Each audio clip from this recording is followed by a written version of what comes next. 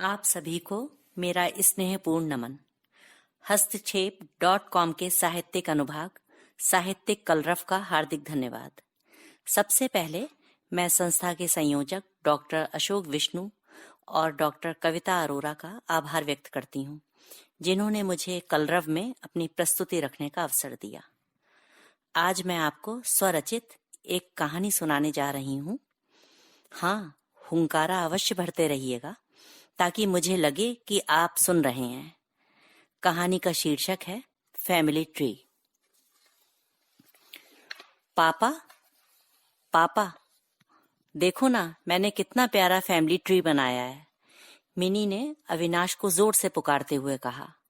अविनाश किसी जरूरी काम में व्यस्त थे, तो इस बार मिनी पापा के स्टडी रूम में भागती हुई आई और उनकी कुर्सी हिलाते हुए बोली, देखो ना पापा, आप तो सुनते भी नहीं हो और देख भी नहीं रहे हो।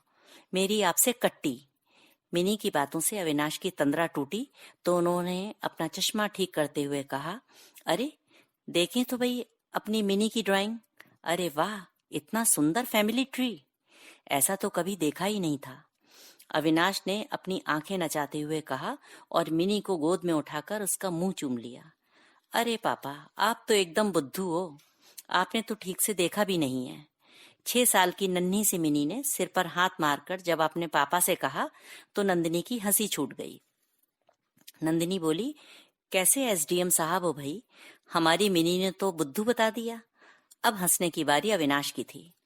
दोनों के हंसने से मिनी नाराज हो गई और मुंह फुलाकर सोफे पर बैठ गई। अविनाश कुर्सी से उठे और मिनी को गोद में लेकर पुचकारते हुए बोले, कोई नहीं हंसेगा अब, हम बस अपनी मिनी का प्रोजेक्ट देखेंगे। मिनी उत्साहित होकर बोली, पापा ये देखिए, ये ग्रीन कलर का फैमिली ट्री होता है। इधर लेफ्ट साइड में नीचे व्हाइट कलर की रूट्स है ना, आप वही हो। उधर राइट साइड की जो रूट्स है ना मम्मी की तरफ, उनकी तरफ तो पापा, नाना जी और नानी भी हैं। इसके ऊपर जो ब्राउन स्टेम होता है ना, वहां पर मम्मी और आप दोनों हैं। मम्मी के ऊपर जो ब्रांचेस है ना खूब सारी, वो मामा और मौसी हैं। पर पापा, आपके पास तो कोई भी ब्रांच नहीं है, आप तो एकदम अकेले ही हो। और जो येलो कलर के फ्रूट्स हैं ना, वो सब बेबीज हैं। आपकी तरफ बस एक फ्रूट और मम्मी की तरफ बहुत सारे। अपनी छोटी छोटी उंगलियों से गिनने की चेष्टा करती हुई मिनी ने कहा। अच्छा, अविनाश ने आंखें गड़ाते हुए मिनी की तरफ देखकर कहा, दिखाओ तो सही। देखिए ना, एक क्यान, एक विवान, एक मिष्टी और एक गोलू, सबको जोड़ते हुए मिनी ने कहा, और एक मैं। मनी मन जोड़ते हुए बोली, पापा सब 5 फ्रूट्स हैं, आप भी काउंट कर लो। मम्मी की साइड 5 और आपकी साइड बस एक ही फ्रूट। नन्ही मिनी ने अपनी मौसी, मामा, सबके बच्चों को शामिल कर लिया था। पापा, मम्मी की तरफ का ट्री बहुत बड़ा है और आपका वाला तो बस इतना छोटू सा ही है, हाथ से इशारा करती हुई मिनी ने कहा, और फ्रूट भी सिंगल है पापा। फिर अपनी पेंसिल बढ़ाती हुई बोली, प्लीज पापा, लो आप जल्दी से इसे बड़ा कर दो ना, आप मम्मी को हरा दो पापा, हमारा ट्री भी बड़ा हो जाएगा ना। कहते हुए मिनी गले से लिपट गई। मिनी की बातें सुनकर अविनाश के सर पर जैसे हथौड़े बजने लगे। उसे मिनी की एक एक बात अपने गालों पर तमाचे की तरह लग रही थी। उसकी आंखों में आंसू भर आए थे। नंदिनी ने अविनाश की भरी हुई आंखें देखी तो झट से मिनी को गोद में उठाया और बोली, पापा जरूरी काम कर रहे हैं मिनी, इसको यहीं रख दो, और मिनी को लेकर निकल गई। इधर अविनाश ने अपना सर कुर्सी की पुश्त से टिका लिया और आंखें बंद कर ली। उनके दिमाग में उथल पुथल होने लगी थी। फिर मेज से सिगरेट की डिब्बी उठाकर एक सिगरेट जलाई और सिगरेट के धुएं में कुछ गुजरे हुए वक्त को तलाशने लगे। गांव में शुक्ला जी का खाता पीता संयुक्त परिवार था। पिताजी 5 भाई और 2 बहनें। दोनों बुआ विवाहित थीं और अपने घरों में सुखी थीं। 5 भाइयों का खाना एक साथ ही बनता था। जब 5 लड़के एक साथ निकलते तो दादाजी का सीना गर्व से चौड़ा हो जाता। दादी 5 को देखकर रोज मिर्चों से नजर उतारती थीं। अचानक गांव में महामारी फैली। देखते ही देखते गांव के गांव तबाह। एक एक करके ना जाने कितनी जिंदगी खत्म होती जा रही थी। शुक्ला जी के परिवार में बचे अविनाश के छोटे चाचा चाची, उनके 2 बच्चे, अविनाश की माँ और तीनों छोटे भाई बहन। पूरा परिवार महामारी निगल चुकी थी। सभी लोग गहरे सदमे में आ गए थे। समझ नहीं आ रहा था कि जिंदगी कहाँ से शुरू की जाए। धीरे धीरे जिंदगी ने अपनी रफ्तार पकड़ ली थी। चाचा ने खेती और बाहर का काम संभाल लिया था। अम्मा और चाची मिलकर घर और बच्चों को संभाल रही थीं। खेती का कोई अनुभव न होने के कारण चाचा को हर साल घाटा ही उठाना पड़ रहा था, पर फिर भी किसी तरह दो रोटी की जुगाड़ चल ही रही थी। सब बच्चों में अविनाश बड़े थे और समझदार भी। 12वीं की परीक्षा में जब अविनाश के अपने कस्बे में सबसे ज्यादा नंबर आए तो मास्टर जी ने चाचा को अविनाश का रिजल्ट देते हुए कहा, शुक्ला, लौंडा दिमाग का काफी तेज है। अगर ढंग से मेहनत कर ले तो बड़ा अफसर बन सकता है। बस थोड़ा ध्यान देने की जरूरत है। चाचा ने मास्टर जी के पैर पकड़ लिए और बोले, गुरुजी, हमें तो धेले भर की भी अक्ल नहीं है। आज से आप ही इसके माई बाप हो। इसकी जिंदगी सुधार दो तो शायद माँ बाप की आत्मा को शांति मिले। अरे ये क्या कर रहे हो शुक्ला? पैर छोड़ो, ये सब ठीक नहीं है। इधर आकर बैठो। मेरा लड़का शहर में कोचिंग पढ़ाता है। इसका दाखिला भी शहर में करा देते हैं। रहने और खाने पीने का सब इंतजाम है ही। 1-2 घंटे ये भी पढ़ा देगा तो फीस का खर्च निकल जाएगा। धीरे धीरे सब सीख जाएगा। बिल्कुल सही गुरुजी, कहकर चाचा अविनाश को लेकर घर आ गए और सबको गुरुजी की बात बताई। अविनाश सीधा साधा संकोची स्वभाव का था, तो कहने लगा, क्या होगा बाहर जाकर? अब बहुत काम कर लिया चाचा ने, हम कोई नौकरी कर लेंगे। कहाँ रखी है अफसरी? छोटे भाई बहनों को भी तो देखना है। नहीं, चाचा ने जोर से कहा, तेरे जैसा दिमाग इनमें से किसी में भी नहीं है, समझा? तू कल ही शहर जाएगा। भाभी, इसकी तैयारी करो जाने की, कहकर चाचा बाहर निकल गए। अम्मा और चाची में इतनी हिम्मत नहीं थी कि चाचा की बात टाल दें। अगले ही दिन चाचा मास्टर जी के लड़के के हवाले अविनाश को कर आए। संघर्ष के दिन कितने बड़े और मुश्किल होते हैं, यह अविनाश को शहर आकर पता चला। एक एक दिन काटना मुश्किल लगता था।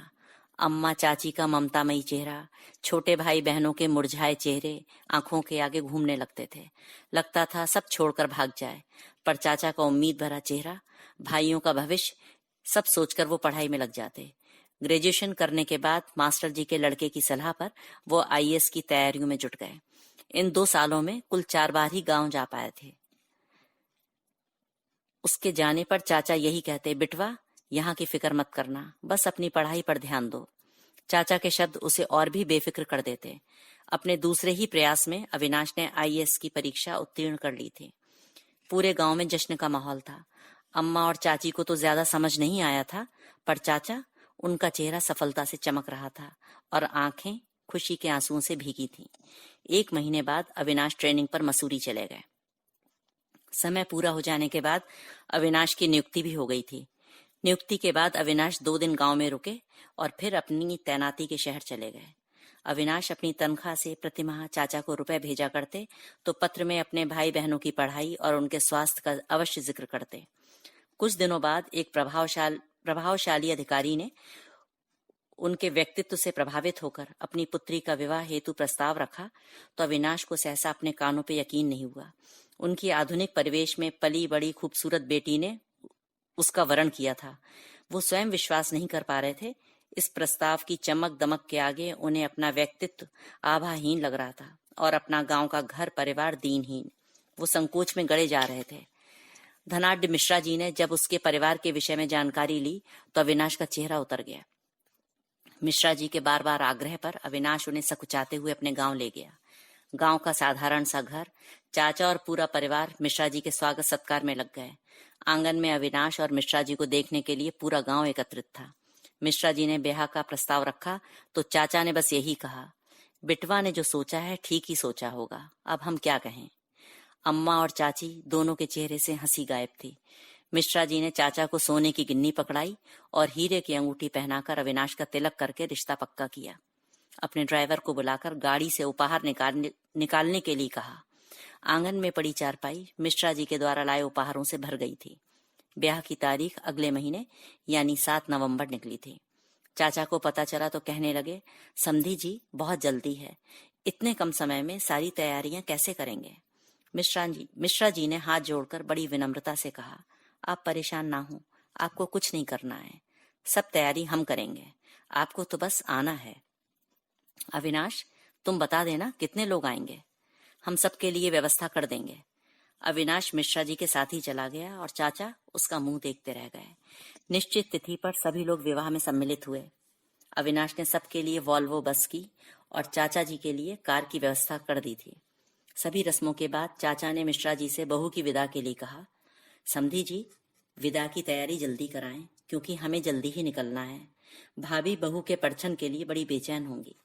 उसी समय मिश्रा जी की पत्नी ने अविनाश को एक लिफाफा पकड़ाते हुए कहा, बेटा, ये मेरी तरफ से तुम दोनों के लिए गिफ्ट है, Europe tour, honeymoon package. Avinash ने सपने में भी कभी नहीं सोचा था कि वो विदेश जाएगा। अविनाश तो अभिभूत था प्यार के अतिरेक से।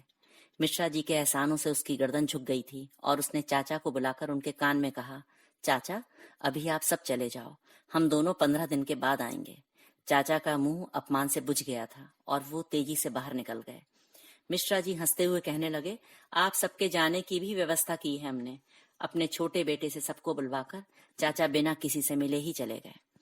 1 महीने बाद अविनाश नंदिनी को साथ लेकर गांव गया तो अम्मा और चाची की खुशी का कोई ठिकाना नहीं था। अम्मा ने नंदिनी का परछन किया, फिर आरती उतार कर नजर उतारी। अपनी पुरानी घिसी हुई अंगूठी उतार कर वह बहू को देने लगी तो अविनाश ने उनके हाथ से छीन ली और बोला, ये नंदिनी के लायक नहीं अम्मा। अम्मा बेचारी सक पका गईं, पर नंदिनी ने अविनाश के हाथ से अंगूठी लेकर उसे माथे से लगाया और अम्मा के पैरों में झुक गई। अम्मा ने जल्दी से बीच में ही रोककर नंदिनी को छाती से चिपटा लिया। चाची ये सब देखकर खुशी से रो पड़ी। 2 घंटे बाद ही अविनाश चला गया। धीरे धीरे समय बीतता गया। पहले चिट्ठी की जगह फोन ने ली, फिर व्यस्तता के कारण अविनाश गांव नहीं जा पाया। उसके मन में अपने घर की आर्थिक स्थिति के कारण मन में हीन भावना बैठ गई थी। फिर उसने नंदिनी के सामने भूल कर भी कभी गांव का जिक्र नहीं किया, क्योंकि नंदिनी के परिवार का मेलजोल अभिजात धनाढ्य परिवारों से था। इस हीन भावना के कारण वह मिश्रा जी के सामने अपने पद प्रतिष्ठा तक को भूला हुआ था, लेकिन हर महीने चाचा को रुपए भेजना कभी नहीं भूलता था। अविनाश की बहन के विवाह का कार्ड देखकर नंदिनी ने चलना चाहा तो उसने सख्ती से मना कर दिया और अकेला ही गांव चला गया। उसे देखकर सब बहुत खुश हुए और जब पता चला कि उनकी बहू मां बनने वाली है तो सारी नाराजगी खत्म हो गई। लेकिन अविनाश ने जब बहन की विदाई तक रुकने में असमर्थता दिखाई तो बहन ने रोते हुए उसके सारे लाए गए उपहार वापस कर दिए। अपमानित सा अविनाश आहत मन के साथ वापस आ गया। इसके बाद उसके भेजे हुए रुपए भी वापस आने लगे तो वह फिर कभी गांव नहीं गया और ना ही उसने रुपए वापस करने की कभी वजह पूछी। आज इतने वर्षों बाद अपनी बेटी द्वारा बनाए गए फैमिली ट्री को देखकर उसकी आंखें ही नहीं बल्कि दिल भी रो रहा था। अचानक वह झटके से उठा। रूमाल से उसने अपनी आंखें साफ की, फिर कागज पर कुछ लिखा। 1-2 जरूरी फोन किए और बाहर आकर नंदिनी से बोला, सुनो, 1 हफ्ते के लिए बाहर चल रहे हैं, पैकिंग कर लो। नंदिनी ने पूछा, हिल स्टेशन जाना है या? उसकी बात बीच में ही काटते हुए अविनाश ने कहा, नहीं, मेरे कुछ कुर्ते पजामे और अपने रोजमर्रा के शलवार कुर्ते, बस यही। इतना कहकर तीर की तरह निकल गया। लगभग 2 घंटे बाद अविनाश वापस आए तो आते ही पूछने लगे, नंदिनी, सब तैयारी हो गई या नहीं? नंदिनी ने जवाब दिया, जी सब हो गई। अविनाश बोले, चलो गाड़ी में बैठो। फिर मिनी को गोद में लेकर जैसे ही बैठे वैसे ही मिनी बोल पड़ी, पापा, मेरा family tree, next month competition है पापा। अरे, मैं तो भूल ही गया था मेरी गुड़िया। अविनाश झटके से गाड़ी से उतरे और जल्दी से अपने स्टडी रूम से वापस आए तो उनके हाथ में मिनी की फैमिली ट्री वाली ड्राइंग शीट थी। अविनाश के कार में बैठते ही ड्राइवर ने कार स्टार्ट कर दी। मिनी को उसकी ड्राइंग शीट दिखाकर अविनाश कहने लगे, देखो मिनी, मैंने तुम्हारा फैमिली ट्री कितना बड़ा बना दिया है और फ्रूट्स भी कितने ढेर सारे, तुम्हारी मम्मी की साइड से भी ज्यादा। कहते हुए अविनाश नंदिनी की तरफ देखने लगे। मिनी फ्रूट्स गिनती जा रही थी और ताली बजाकर खुश हो रही थी। फिर बोली, पापा, इनके नाम भी तो बताना होगा। अविनाश ने मिनी के सर पर प्यार से हाथ फेरते हुए कहा, बेटा, मैं तुम्हें सचमुच का फैमिली ट्री दिखाने ले जा रहा हूँ। कहते कहते अविनाश का गला रुंध गया। मिनी अविनाश के गले से लिपट कर बोली, लव यू पापा। ये देखकर नंदिनी की आंखें भर आई थीं। अविनाश ने गर्व से नंदिनी की तरफ देखा। आज अविनाश के चेहरे पर बरसों बाद खुशी की चमक थी। अपनों से मिलने की खुशी की इस चमक के आगे आज हीन भावना कहीं मुंह छिपाकर भाग गई थी। धन्यवाद।